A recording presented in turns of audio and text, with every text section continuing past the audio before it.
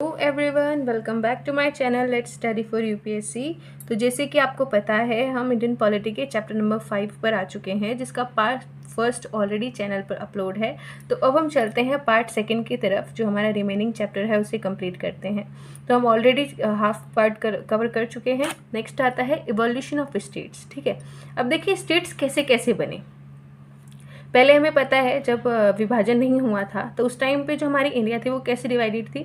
Princely state थे और British provinces. ठीक है, जो ब्रिटिश के अंदर थे, ब्रिटिश के रूल के अंदर थे, वो हो जाते थे ब्रिटिश प्रोविंसेस। प्रोविंसेस का दूसरा मतलब राज्य ही होता है। स्टेट की जगह हम राज्य भी लिख सकते हैं, प्रोविंसेस भी लिख सकते हैं। ठीक है, प्रिंसली स्टेट, जो वहाँ के प्रिंसेस थे, राजकुमार होते थे, राजा महाराजा, वो वाले जो होते थे उन्हें हम कहते थे प्रिंसली स्टेट। ठीक है, Indian Independence Act 1947 created two independent dominions of India and Pakistan। जब इंडियन इंडिपेंडेंट एक्ट 1947 आया तो इसने इंडिया को दो डोमिनियंस में डिवाइड कर दिया। एक हो गया इंडिया, दूसरी कंट्री हो गई पाकिस्तान। ठीक है, और gave 3 choices to princely states. जो भी प्रिंसली स्टेट्स थे उनको उन्होंने 3 चॉइसेस दी कि या तो वो इंडिया को ज्वाइन करें, पाकिस्तान को ज्वाइन करें, यदि वो इंडिपेंडेंट रहना चाहते हैं, मतलब आज़ाद रहना चाहते हैं, तो वो आज़ाद भी रह सकते हैं। ठीक है, देखिए अब टोटल जो स्टेट्स हैं वो थे 552, out of which 549 join India, remaining 3। ठीक है, देखिए जिस 552 स्टेट्स थे जिसमें से 549 ने डिसाइड किया कि ठीक है हम भारत की तरफ जाएंगे, भारत को ज्वाइन करेंगे। अभी कितने बचे? 3 बचे थे। कौन? हैदराबाद, जूनागढ़ और कश्मीर। ठीक है, बाद में ये तीनों भी ऐड हुए। कैसे? Hyderabad join by means of police section. Hyderabad ने कैसे ज्वाइन किया? पुलिस सेक्शन किया गया। जूनागढ़ को रेफरेंडम के द्वारा और कश्मीर को इंस्ट्रूमेंट ऑफ एसेशन के द्वारा। इन तीनों ने भी इंडिया को ही ज्वाइन किया। ठीक है, अब देखिए जब कॉन्स्टिट्यूशन आया, ठीक है, कॉन्स्टिट्यूशन का अडॉप्ट किया गया 1949 में।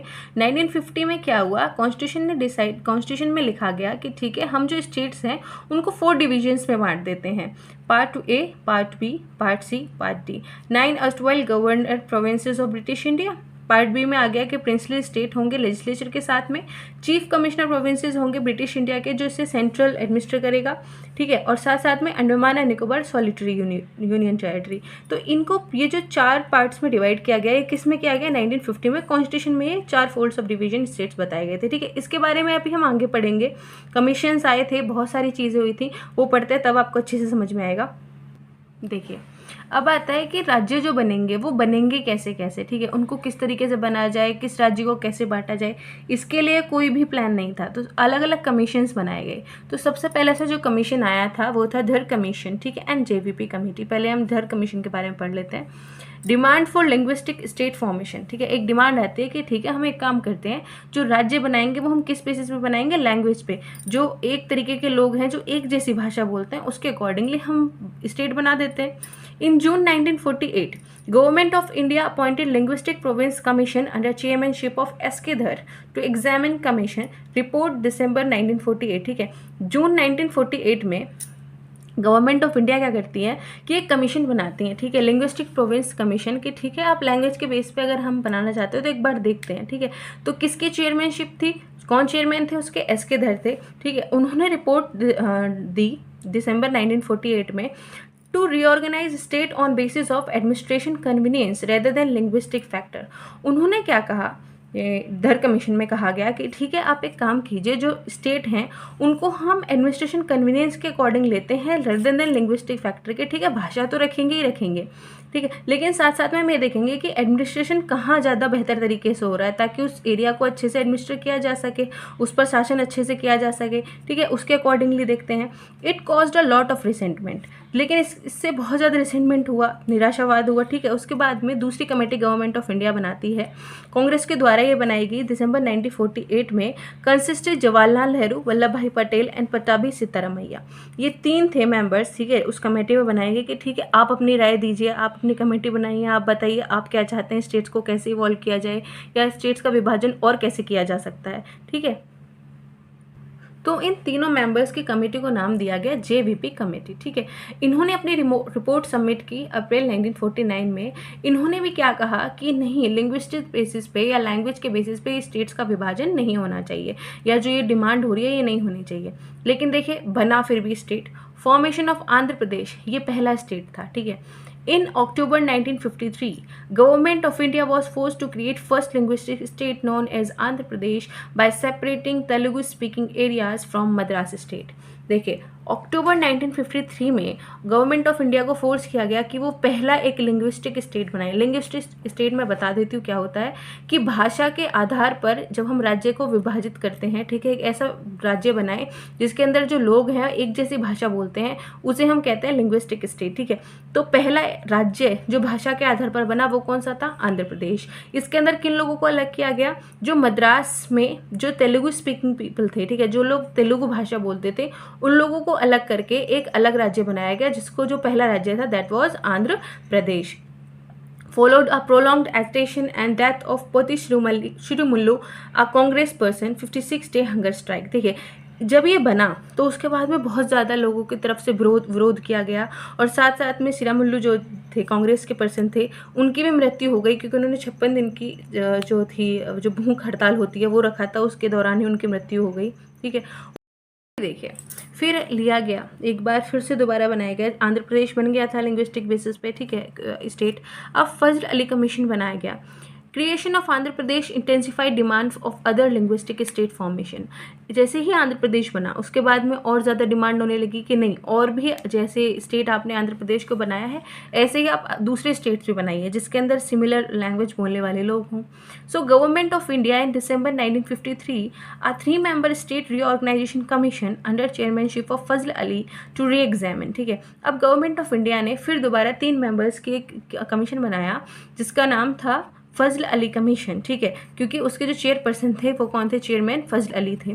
उन्होंने कहा कि एक बार आप फिर देखिए, उसके 2 और अदर मेंबर्स थे, 3 मेंबर्स का ये कमीशन था, 2 अलग मेंबर्स थे, that is K M Panikkar and H N Kunzru. ठीक है, इन्होंने अपनी रिपोर्ट सबमिट की 1955 में। 1953 में इनको अपॉइंट किया गया था, और 1955 में इन्होंने बताया and they broadly accept language as the basis of formation but rejected one language one state theory. इन्होंने कहा कि ठीक है, अगर आप कोई स्टेट बनाना चाहते हैं लैंग्वेज के बेसिस पे आप बनाइए, लेकिन उन्होंने किस थ्योरी को ख़त्म किया कि एक लैंग्वेज एक स्टेट की थ्योरी को उसको ख़त्म कर देना चाहिए, क्योंकि क्या इंपॉर्टेंट है, unity of India should be regarded as primary consideration in any redrawing of map. इन्होंने कहा कि देखिए सबसे इंपॉर्टेंट क्या है कि यूनिटी, एकजुटता। ठीक है, इंडिया जो एक साथ बंधी रही है, यूनिटी जो है इंडिया में वो बहुत ज़रूरी है, और इसी को प्राइमरी कंसिडरेशन रखना है हमें। हम जब मैप बनाएंगे या हम राज्यों का विभाजन करेंगे तो मेन जो रखना है वो क्या रखना है कि यूनिटी ऑफ इंडिया बनी रहे।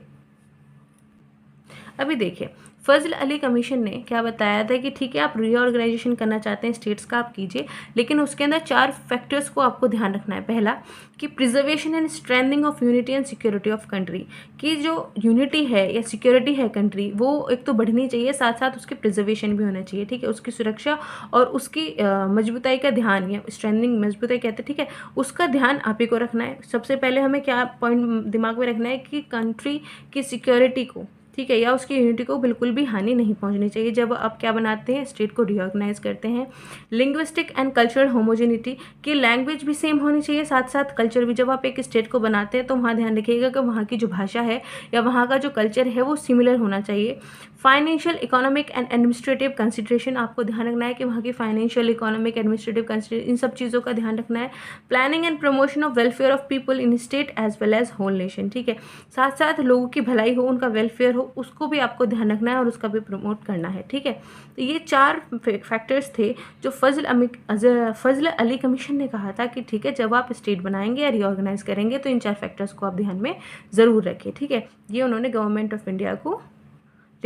देखिए, फजल अली कमीशन जो था उसने क्या सजेस्ट किया था कि जो 4 डिवीजन ऑफ स्टेट्स अभी हमने पीछे पढ़े थे कि उनको ख़त्म कर दिया जाना चाहिए, साथ ही साथ creation of 16 states and 3 union territories. ठीक है, अभी देखिए नेक्स्ट एक्ट आता है स्टेट रीऑर्गेनाइजेशन एक्ट, ये इंपॉर्टेंट है। Government of India accepted Fazl Ali recommendations with some modifications by State Organization Act 1956 and 7th Constitutional Amendment Act 1956। ठीक है, देखिए गवर्नमेंट ऑफ इंडिया ने फजल अली की जो भी उन्होंने रिकमेंडेशंस की थी या 4 फैक्टर्स बताए थे, जो भी सजेशंस उनके द्वारा दिए गए, ठीक है, उनको एक्सेप्ट किया किसके थ्रू, और थोड़े बहुत चेंजेस उनके अंदर कर दिए। ठीक है, किसके through? By state reorganisation act of 1956 and 7th constitutional amendment act 1956। 1956, ठीक है। और इस एक्ट के द्वारा 14 states and 6 union territories formed on 1 नवंबर 1956। इस एक्ट के द्वारा 14 स्टेट्स और 6 यूनियन टेरिटरीज बनी, ठीक है। कब? 1 नवंबर 1956 को, ओके। अभी देखिए, formation of Kerala second and MP third, ठीक है। जैसे ही स्टेट रिऑर्गेनाइजेशन एक्ट आया, ठीक है, उसके द्वारा इन्होंने एक नया स्टेट बनाया, क्या? केरला। फर्स्ट बन गया था आंध्र प्रदेश लिंग्विस्टिक बेसिस पे, ठीक है। सेकेंड आ जाता है स्टेट रिऑर्गेनाइजेशन एक्ट के द्वारा 1956 में नया स्टेट बनाया जाता है, that is Kerala, by merging Travancore Cochin state with Malabar district of Madras state and Kasaragod of South Canara, जिसे हम कनाडा कहते हैं। केरला बनाया जाता है किसको मर्ज करके, यानी कि जोड़कर, Travancore Cochin state with Malabar district of Madras state and Kasaragod of South Kannada, ठीक है। इनको जोड़कर एक नया स्टेट बनाया जाता है, that is Kerala. It merged Telugu speaking areas of Hyderabad state with Andhra state to create Andhra Pradesh state. Further it merged, इसने फिर दोबारा और किसको मर्ज किया? Madhya Bharat state, Vindhya state and Bhopal state into Madhya Pradesh. Madhya Bharat state को, विंध्य स्टेट को और भोपाल स्टेट को भी इन्होंने क्या बना दिया? मध्य प्रदेश, ठीक है। अभी देखिए, जो केरला बना, मध्य प्रदेश बना, आंध्र प्रदेश, वो 1956 से पहले थे, ठीक है, 1956 तक। उसके बाद में 1956 के बाद में और भी नए स्टेट्स बने, नए यूनियन टेरिटरीज पड़ी, उन्हें एक बार देख लेते हैं। सबसे पहले जो बना वो महाराष्ट्र एंड गुजरात कब बने? 1960 में, ठीक है। The bilingual state of Bombay divided into 2 separate states. जो बायलिंगुअल था, ठीक है, जो बॉम्बे था उसके अंदर 2 तरह की बायलिंगुअल होता है, 2 तरीके की भाषा बोलने जाने वाला, ठीक है, जहाँ पर राज्य में 2 तरीके की भाषा बोली जाती थी। तो वहाँ पर बॉम्बे को डिवाइड कर दिया गया 2 अलग अलग स्टेट्स में। महाराष्ट्र बना, जो लोग मराठी बोलते थे उनके लिए महाराष्ट्र बन गया, और जो लोग गुजराती बोलते थे उनके लिए गुजरात बन गया। Gujarat was established as 15th state of Indian union. तो गुजरात जो था, ये आपको याद रखना है कि ये कौन सा इंडियन यूनियन का कौन सा स्टेट था? 15th स्टेट था, ठीक है, 15वां। अब देखिए, सेकंड आता है दादरा एंड नगर हवेली, ठीक है।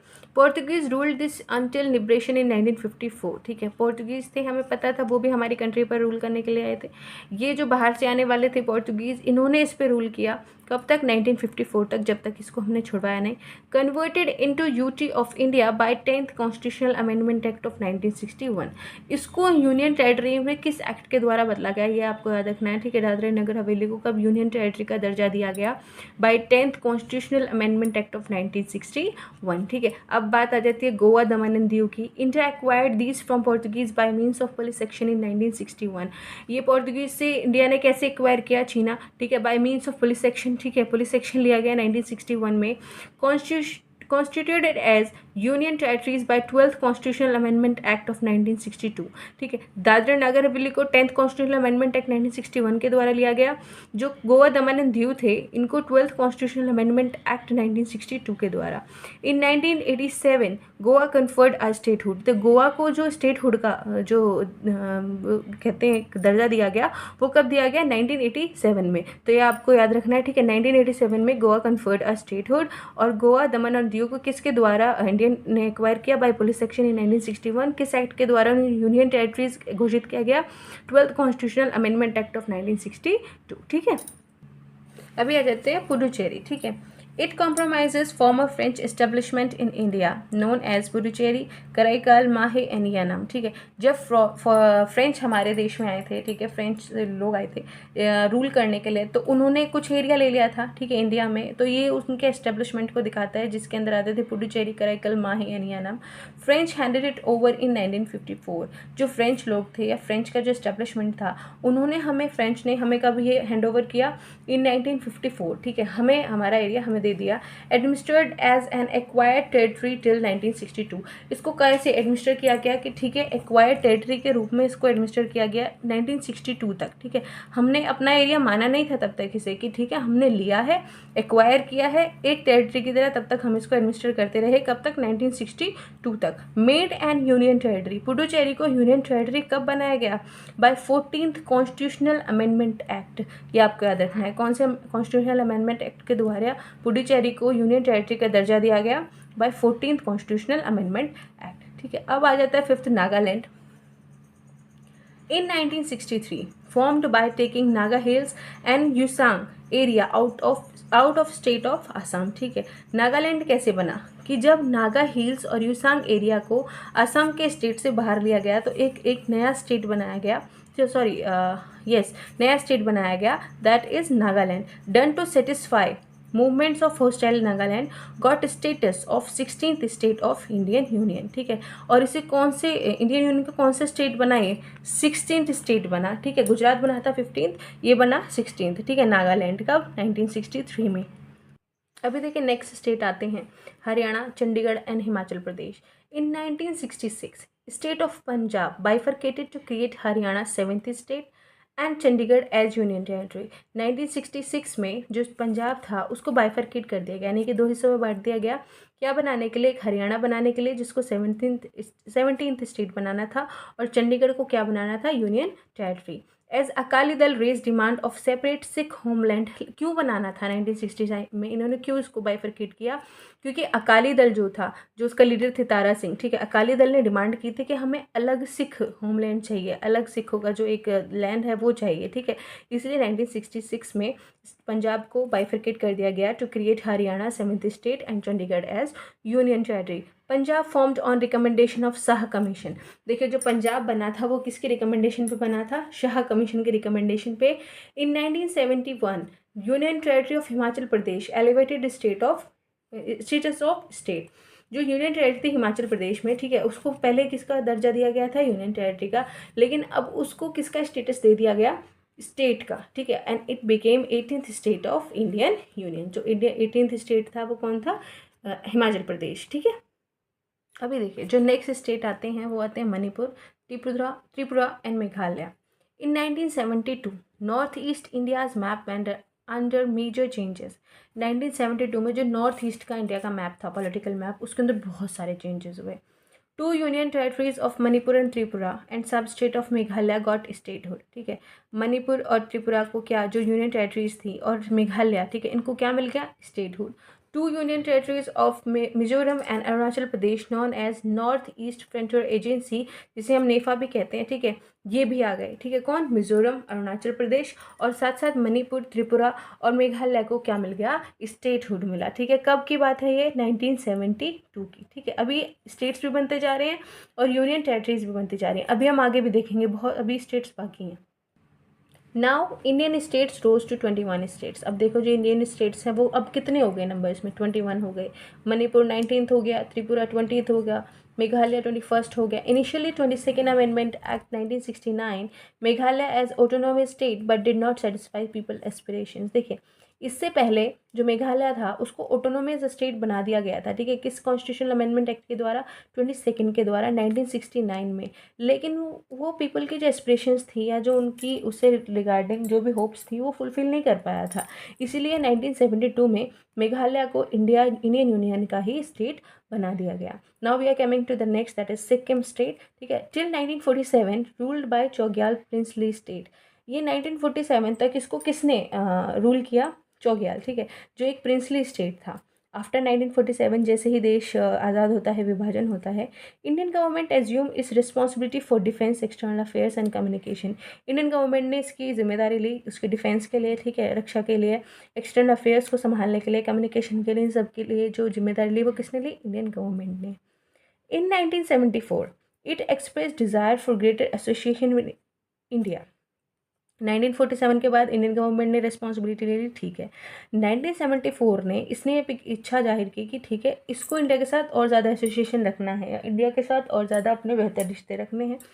35th constitutional amendment act 1974 status of associate statehood. ठीक है, 35th कॉन्स्टिट्यूशनल अमेंडमेंट एक्ट 1974 के द्वारा इसको क्या स्टेटस दे दिया गया कि ठीक है एक एसोसिएट स्टेट का स्टेटस इसको दे दिया गया. ठीक है, for this inserted new article. इसके लिए 35th कॉन्स्टिट्यूशनल अमेंडमेंट एक्ट हुआ. ठीक है, उसके लिए इसको एसोसिएट स्टेटस दे दिया गया.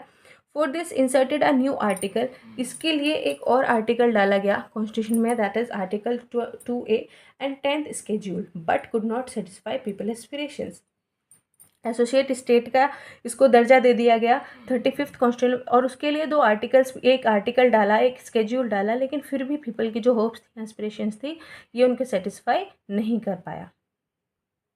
सो a referendum held in 1975 voted for abolition of institution of Chogyal and to be made Sikkim a integral part of India। देखिए 1974 में मैंने आपको बताया 35th कॉन्स्टिट्यूशनल अमेंडमेंट एक्ट आया, जिसके द्वारा इसे एक एसोसिएट स्टेट का दर्जा दे दिया गया, ठीक है। और उसके लिए एक नया आर्टिकल 2A और 10th स्केड्यूल भी डाला गया, लेकिन फिर भी पीपल की जो एस्पिरेशंस थी या होप्स थी वो पूरी नहीं, उनको नहीं अच्छा लगा वो, तो इसलिए एक रेफरेंडम होता है 1975 में, जिसके अंदर वोट किया जाता है कि ठीक है, जो चौग्याल का रूल है उसे बिल्कुल ख़त्म कर दिया जाए और सिक्किम को इंटीग्रल पार्ट ऑफ इंडिया बना लिया जाए, ठीक है, अविभाजित पार्ट इंडिया का बना लिया जाए। तो उसके लिए 36 कॉन्स्टिट्यूशनल अमेंडमेंट एक्ट आता है 1975 में, बनाया जाता है, इनेक्ट किया जाता है to make Sikkim a full fledged state, 22nd state of India, ठीक है। क्यों बनाया जाता है 36 कॉन्स्टिट्यूशनल अमेंडमेंट एक्ट 1975 में? सिक्किम को फुल फ्लेज्ड स्टेट का दर्जा देने के लिए। अब ये जो अमेंडमेंट है, ठीक है, इसने क्या क्या चेंज किया? It amended 1st and 4th schedule of constitution, ठीक है, इसने थोड़े चेंजेस किए 1st और 4th स्केड्यूल कॉन्स्टिट्यूशन के, और साथ साथ एक नया आर्टिकल ऐड किया, दैट इज़ 371F, ठीक है। और जो 35th कॉन्स्टिट्यूशनल अमेंडमेंट एक्ट में 2A और 10th स्केड्यूल बनाया गया था, उसको भी इसने ख़त्म कर दिया, ठीक है, added by 35th। Mizoram, Arunachal Pradesh and Goa, ये नए स्टेट्स है। इन 1987 3 न्यू स्टेट्स, मिजोरम, ठीक है, 14th था Arunachal Pradesh, 15th and Goa 16 came into being as 23rd, 24th and 25th state of India, ठीक है। मिजोरम, अरुणाचल प्रदेश और गोवा 23rd बने, 24th बने और 25th स्टेट बने यूनियन इंडिया के, ठीक है। मिजोरम, देखिए अब आता है next Mizoram. Mizoram conferred status of state by signing of a memorandum of settlement, ठीक है, Mizoram peace accord in 1986 between central government and Mizo National Front ending 2 decade urgency. देखिए मिजोरम को जो स्टेट का स्टेटस था वो कैसे मिला? By signing of a memorandum of settlement. Memorandum होता है एक पीस ऑफ पेपर होता है, ठीक है, जिसके अंदर 2 अलग अलग पार्टीज़ होती हैं, वो साइन करती है, दोनों ही उस पर एग्री करती हैं और ये साइन किया जाता है, ठीक है। तो साइन किया था, मिजोरम को स्टेटस कैसे मिला है स्टेट का? By signing of a memorandum of settlement between Mizoram peace, जिसे नाम दिया गया Mizoram peace accord, and it was sign between central government and Mizo National Front ending 2 decade urgency, ठीक है। तो यहाँ पर मिजोरम को मिल जाता है स्टेटस किसका? स्टेट का, जिसमें 2 डिकेड की अर्जेंसी भी इसके थ्रू ही ख़त्म की गई थी। अभी देखिए जो नेक्स्ट स्टेट आते हैं, छत्तीसगढ़, उत्तराखंड एंड झारखंड। 2000 में 3 more state, Chhattisgarh, Uttarakhand and Jharkhand, created out of. Chhattisgarh किससे निकला? मध्य प्रदेश से, उत्तराखंड उत्तर प्रदेश से और झारखंड बिहार से, ये तीनों निकले गए, ठीक है। यानी कि मध्य प्रदेश को का थोड़ा सा हिस्सा निकाला गया, ठीक है, उसके बाद यूपी का थोड़ा सा हिस्सा निकाला गया और बिहार का थोड़ा सा निकाला, और 3 नए स्टेट्स बने, that is Chhattisgarh, Uttarakhand and Jharkhand respectively, ठीक है। और ये कौन कौन से स्टेट बने? छत्तीसगढ़ बना 26th, Uttarakhand 27th and Jharkhand 28th states of Indian union respectively, ठीक है। तो ये आपको याद रखना है कौन कौन से स्टेट, और ये तीनों कब बने थे? 2000 में, ठीक है। अब आ जाते हैं Telangana. It became the 29th state and carved out of Andhra Pradesh. देखिए जो तेलंगाना बना था वो किससे बना था? आंध्र प्रदेश से ही निकला, और ये कौन सा स्टेट बना? 29th स्टेट बना। और किस एक्ट के द्वारा? It was done through Andhra Pradesh reorganisation act of 2014। किस एक्ट के थ्रू तेलंगाना जो स्टेट बना वो किसके थ्रू बना? Andhra Pradesh reorganisation act of 2014, ठीक है। देखिए last but not the least, Jammu Kashmir and Ladakh, ठीक है। Till 2019, Jammu and Kashmir had its own constitution and enjoyed status by virtue of 370। देखिए 2019 तक जम्मू कश्मीर का अपना कॉन्स्टिट्यूशन था, मतलब कि जो कॉन्स्टिट्यूशन पूरे इंडिया में चलता था वो वहाँ नहीं चलेगा, उनका अपना एक कॉन्स्टिट्यूशन था और वो 370 के जितने भी वर्च्यूज़ थे उसका स्टेटस वो पूरा एंजॉय कर रहे थे, ठीक है। In 2019, abolished by presidential order known as the Constitution Application to Jammu and Kashmir Order 2019। अब जो जम्मू कश्मीर का कॉन्स्टिट्यूशन वो भी ख़त्म हुआ, साथ ही साथ जो 370 का वर्च्यू था वो भी ख़त्म हुआ। कब? 2019 में। किसके द्वारा? प्रेसिडेंशियल ऑर्डर नोन एज, जिसका नाम था the constitutional application Jammu and Kashmir order 2019। This order superseded earlier order known as the constitution application to Jammu and Kashmir order 1954। इसने किसको ख़त्म किया? इस ऑर्डर ने ख़त्म कर दिया the constitution application to Jammu and Kashmir order 1954 को, ठीक है। उसके जितने भी पावर्स थे उनको ख़त्म कर दिया। Extended all provisions to Jammu and Kashmir also, और जो अब जो कॉन्स्टिट्यूशन इंडिया में चलता था उसे जम्मू एंड कश्मीर तक भी एक्सटेंड कर दिएगा। हाउएवर द इनऑपरेटिव आर्टिकल 370, जो आर्टिकल 370 था, ठीक है, 370 बोलते हैं जिसे, जो इनऑपरेटिव है, अब वो काम नहीं कर रही थी, लेकिन अभी भी वो कॉन्स्टिट्यूशन ऑफ इंडिया में है, लेकिन अब वो काम नहीं करती, उसे मान्यता नहीं है। This act bifurcated Jammu and Kashmir into 2 separate union territories. इस एक्ट ने जम्मू एंड कश्मीर को 2 सेपरेट यूनियन टेरिटरीज में बांट दिया, namely union territory of Jammu and Kashmir and union territory of Ladakh, ठीक है। Union territory of Jammu and Kashmir compromises all districts of state and JNK except Kargil and Leh district. देखिए, जम्मू कश्मीर के यूनियन टेरिटरीज है, उसके अंदर सारे डिस्ट्रिक्ट आते हैं स्टेट के, किसको छोड़कर, कारगिल और लेह डिस्ट्रिक्ट को छोड़कर, which have gone to union territory of Ladakh. अब जो कारगिल और लेह डिस्ट्रिक्ट्स हैं, ठीक है, वो किसके अंदर गए हैं, लद्दाख के अंदर गए हैं। सो स्टेट्स बिकेम 28। अब जो स्टेट्स हैं वो कितने हो गए, 28 हो गए, और यूनियन टेरिटरीज हो गई हमारी 9। देखिए यहाँ पर ये हमारा चैप्टर एंड होता है। इसके अंदर UPSC मेंस के, PCS मेंस के जो क्वेश्चंस आते हैं वो भी, प्री से रिगार्डिंग भी जितने भी क्वेश्चंस इसके अंदर बन सकते हैं वो मैंने पॉइंट टू पॉइंट सारे बताए हैं। एक बार आप चाहें तो क्वेश्चंस चेक कर सकते हैं, एक भी क्वेश्चन इससे बाहर नहीं जाएगा। तो ये चैप्टर हमारा कंप्लीट हुआ, चैप्टर नंबर 5 हम कंप्लीट कर चुके हैं। अब हम आएंगे नेक्स्ट चैप्टर के साथ में। Till then watch the video. अगर आपको ये पसंद आए तो लाइक ज़रूर करें, कमेंट ज़रूर करें, and if you like then don't forget to subscribe also. Thank you so much.